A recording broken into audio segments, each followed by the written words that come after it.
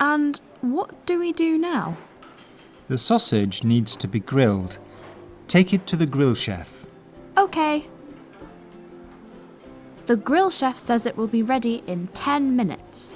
While we're waiting, we'd better get the herbs ready. I'll go and get them from the spice rack. Which ones do we need? This dish needs a few different kinds of herbs: rosemary, basil, and coriander.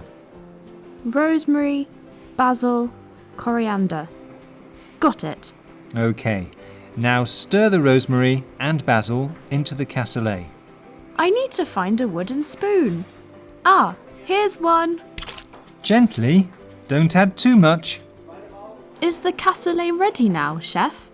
Yes, go and get a serving plate. There are some clean ones on that shelf.